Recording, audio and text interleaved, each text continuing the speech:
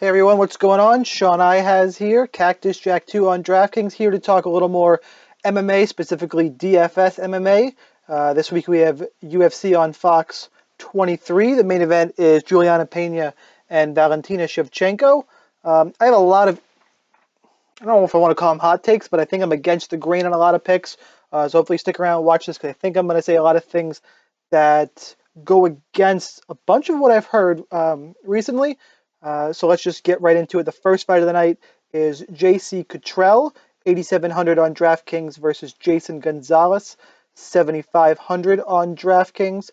Cottrell is a slight favorite in this fight, not enough really to make up the price difference, but I do like him in this fight, especially with the DraftKings scoring favoring wrestlers and takedowns. He had that 7 takedown performance against Michael Prazeres for a win. Gonzalez looked okay in his fight against Drew Dober. I believe he took it on short notice, was willing to exchange. Like I said, I think it's an even fight. I'm not totally sure how it's going to play out. It's really, to me, truly if Gonzalez can stop the takedown of JC Cottrell. I haven't seen enough of his takedown defense. I'm inclined to think he can't, so that makes me want to lean Cottrell for the pick. 8,700 on DraftKings is rough because there's a lot of guys in that price range. I think for another 200 you could have Donald Cerrone, who's going to be really popular, but we'll get into that later. I like Cottrell as a low-owned tournament option. I'm not super confident, and I'd be totally off him if it wasn't for the takedown system on DraftKings, where takedowns are worth 5 points. So my pick is Cottrell. I lean that way, and really he's low-owned tournament option because of the grappling. So we'll go to the next fight. We got Eric Shelton versus Pantoja. Both guys are from that season of the recent season of Tough. Pantoja is 8,300. Eric Shelton is 7,900 on DraftKings. This is a stay away for me. Complete and total stay away on DraftKings. I'm looking forward to the fight. It has just decision written all over it. If I'm going to lean one way, I like Shelton. He's a little more explosive. It's a little hard to tell, though, because the Tough cage is smaller. It lends itself to more finishes and more action. It'll be interesting to see how the spacing plays out in the fight. Like I said, it has decision written all over it. It's a lot of uncertainty, especially for DraftKings. It's pretty much a total fade for me. There's better options in that price range, but my pick for the fight would be Eric Shelton. All right, so we go to now, those are the Fight Pass fights. Now we go to Rogerio de Lima, 9,100 on DraftKings versus Jeremy Kimball, 7,100 on DraftKings. It's my first really firm stance of the night. Give me all the Rogerio de Lima.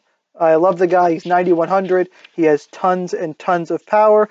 Looking at my notes real quick, he's 3-2 in the UFC. He loses to guys who have submitted him. Nikita Krylov, and the last fight was to Antigolov.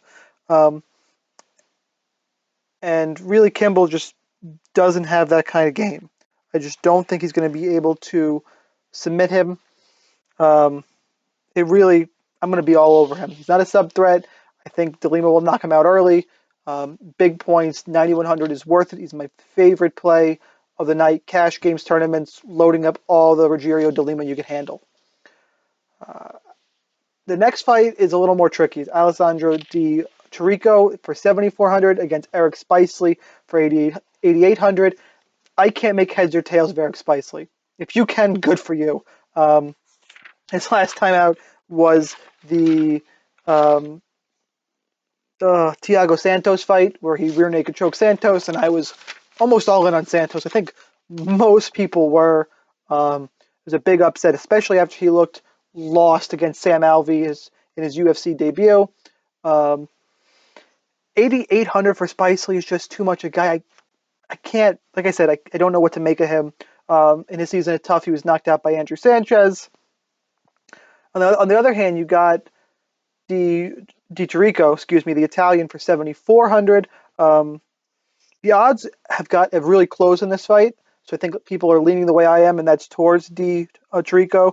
When I looked it up, Spicely was a minus 115 favorite to minus 105 for Chirico. Problem is, he looked so bad in his last fight against Gareth McClellan, who's just not good. He got a split decision win. He's a good counter striker. for the price and the odds, it's really just a pure odds value pick on this one. It's Di Chirico because I have a little more faith in what I'm going to get out of him. He's not a world beater. I don't know what Eric Spice is going to show up, so I will take the Italian. Next fight is Henrique da Silva, 7,600 against Jordan Johnson for 8,600 on DraftKings. And this is where I'm going to take my stand. There's a lot of hype around Jordan Johnson. He's RFA champion, knocking people out, running through people. I want to play Frankenstein. For me, there's not a lot of underdogs who can get a knockout or score big points. There's not tons of huge upside on this card. And Da Silva for 7,600 is a great tournament play. Be wary of him in cash. The floor of 0, he can get knocked out right away. But he's shown a good chin. He marches forward. He throws. What worries me is that he's struggled to stop the takedown. He can be submitted. And Jordan Johnson can excel in that area. Now, he's done it in RFA and other promotions, so the competition makes you think a little bit, and just the price tag is too good for me not to look at Da Silva. So I'm going to have Da Silva on DraftKings. I'll have a little bit of Jordan Johnson. I think he's going to be way too popular for that price range. I got Bobby Nash against Li Jinglong. Both guys are 8,100. It's a really close fight. And again, this one I'm just taking more of the known commodity in Li Jinglong. He's kind of a UFC gatekeeper. I think he's 3-2 in the UFC. His fights end in finishes, and that's why he's attractive on DraftKings. He'll be in my rosters. I don't know what I'm going to get out of a guy like Nash. So that's kind of my quick look at this fight. Full disclosure, I don't know a bunch about Bobby Nash, but I like what I see from Jinglong. I like that he finishes. After this recording, hopefully right before on Saturday morning, I'll get a chance to look at Bobby Nash and I'll make a better decision. Feel free to hit me up on Twitter and ask me about it once I watch the fight. It's the only time I had to record right now. So I like Li Jinglong. I don't think I'm going to be scared off him. Has the finishing potential. He's in play in tournaments for sure, because he can get you a finish at 8,100. Now we have Rafael Assunção, 8,200 against Aljamain Sterling for 8,000 on DraftKings. Ignore DFS for a second. As a fan, this fight is going to be awesome. Aljamain Sterling's a young up-and-comer. Both these guys are, I think, Sterling's top 7. They're both definitely top 10 in their weight class. Assunção came back his last fight. I believe he had a 2-year absence. He took on TJ Dillashaw. He lost that fight. He looked okay in it. Give him a little bit of slack because he had 2 years off. But Aljamain Sterling's a young guy who's growing every time out there. He can get you anywhere. Good striking. I like what I see from him. For 8,000, he's my pick in this fight. But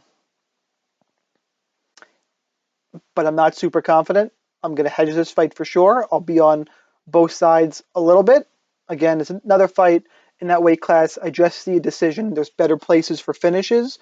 But as a fight fan, this fight's going to be freaking great. So I got Nate Marquardt and Sam Alvey.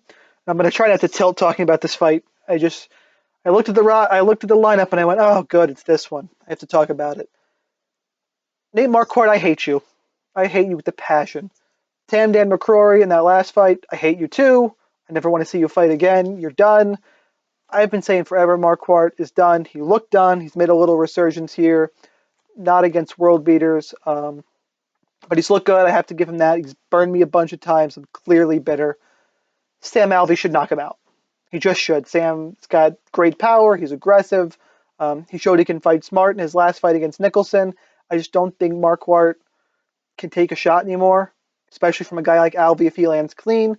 I think it'll be a first-round knockout. I'll have a lot of smile in Sam Alvey. And this is the one that if Marquardt wins, I'm going to use that dumpster fire gif on Twitter because my net will be over. I have a lot of Sam Alvey. One of my top plays on the board for sure.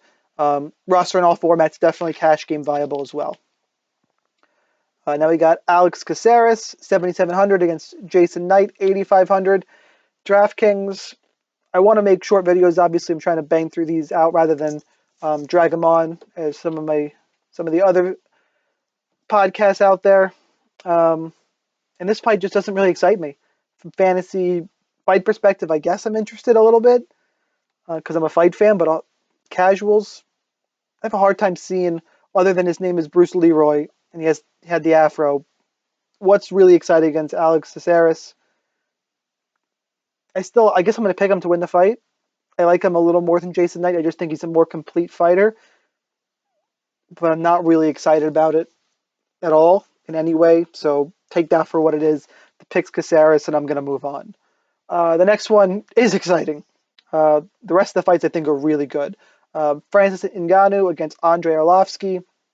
Ngannou will cost you a fortune on DraftKings, 9,600. He's over a minus 425, I think was the number favorite last time I looked, to Arlovsky. Ngannou should finish. By the way, just backing up, his finish at Anthony Hamilton was crazy, and I love it's the Kimura. If you didn't see it, what's crazy about it is in his post-fight interview, he basically said he learned it backstage right before the fight. Like he learned, like, oh, I don't got to punch someone in the face. I could just rip their arm off. It's so much easier. And he went out and did it, and he's one of those. He's a freak. And before that, he beat Bohan Mihailovic, who's really a light heavyweight. Ngannou. This fight's going to end in a finish, and I'm going to be on both sides. Now, you might just say, why? You just said Ngannou's look great. He's a huge favorite. He's popular. He hasn't done it against top heavyweights. Heavyweight's a division where outside of the top 10, it's not deep. It is really shallow. And Arlovsky has looked bad, but recently it's 3 straight losses, 2 of them to Stipe Miocic and Alistair Overeem. Those are big names. Those are big fighters. Arlovsky's still ranked, I believe, 7th. Ngannou is 10. This is going to be a big, big step up for Francis Ngannou. The odds should be closer. The price should be closer. So I make multiple lineups for tournaments. I'm going to be 60% Ngannou, 30% Arlovsky, because I believe Arlovsky is a very live dog. He can finish, and he's only 6,600. He's going to let you roster a lot of favorites. You can put Cerrone and Sam Alvey together with, you can roster all the other high-priced fighters if you want to throw in Arlovsky, and he's tournament eligible. It's heavyweights, tournament viable. Not obviously everyone's tournament eligible, tournament viable, and he really gives you a lot of roster flexibility. So, and I think he's going to be very underowned. And Ngannou, I think a lot of people are going to try and jam him in. I like him as a tournament play. Ngannou's the pick, but Arlovsky has major upside on DraftKings. Co-main event: Jorge Masvidal against Donald Cerrone. Masvidal is 7,300. Cerrone is 8,900. Cerrone's looked great. I think it's 4-0 since moving to welterweight. And he's knocking out people who you should knock out. Oh, no one knocks out Rick Story. Finishes Rick Story. No one finishes Matt Brown. Finishes Matt Brown. It's an interesting fight in that Masvidal looked really good himself last time out. It's that weird ending against Jake Ellenberger. He's looked to be on the verge of finishing Ellenberger. Ellenberger recovered, goes up against the cage, gets his foot caught in the cage, can't get out of it. Herb Dean tries to call a timeout and a cage malfunction. You can't do that. Ended up being an odd TKO, which was a shame because it took away from Masvidal's performance. He looked good before that, and I picked Ellenberger in that fight, and I was really surprised and impressed with Masvidal. I just think Cerrone, it's his time. His time is now. Masvidal's a great fighter. They both have a lot of fights. I think both have around 40 fights in their resume. Cerrone's the pick. The problem is on DraftKings, he's going to be super popular. He's Cowboy Cerrone. Everyone loves Cowboy. I'm conflicted about it. I actually like Sam Alvey better for 100 more. If you want to try and get both of them in there, you're welcome to do it. Especially there is a little bit of value with De Silva as a tournament option. It's really where I spend most of my focus is tournaments. So I like Cerrone. I'll have a little bit of Masvidal. Not a ton. It's a little bit of a hedge. I think he'll go a little underowned because he's fighting Cowboy, and 7,300 is a great price for a guy with his skill set. Now on to the main event: Juliana Pena and Valentina Shevchenko. And here's the one that I'm really, really, really against the grain. Everyone loves Valentina Shevchenko. I know she looked great against Holly Holm. And Juliana Pena, again, I'm going to back up for a second. As a person, can't stand her. Simple as that. Been whining for a title shot for years that she didn't deserve. If she wins this fight, she deserves one, and I think it was officially a title eliminator, or it is. The winner of this fight will get Nunes. Um, Not to mention the whole incident with that assault, I believe last year for Pena. All that aside, it just not a person I like. Fight wise, you've heard it many times. Styles make fights. I know Shevchenko is a black belt in judo, has great Muay Thai. Obviously, you saw her striking ability against Holm. I just think Pena is going to make this a dirty, grinding fight. I like the takedowns. Again, similar to JC Cottrell and the curtain jerker, I like Pena because it's a 5-round fight. I think she can wear on Shevchenko a little bit. I think she's just going to be that dirty grind on the ground. I think she's going to be able to get a takedown and just kind of wear her out with her top game. Um, a little bit of that is just maybe it's a bit of a gut play. I just think the recency bias with how good Shevchenko looked against Holm, and she's had other great performances. Um, I think she'll get a title shot eventually. There's just something about this matchup. I just don't think she matches up well with Juliana Pena. I know this is really against everything you've probably heard otherwise, which is also why I think Pena is really, really interesting. I think she's going to go very underowned in tournaments. Um, Again, 5-round fight. And like I said, I don't think she's going to be high owned, and I think she could win the fight. So I'm going to have more Pena than Shevchenko. I like Pena to win. It's close. Not saying Shevchenko won't be able to control the distance and pick her apart in the feet. She clearly has the advantage on the feet.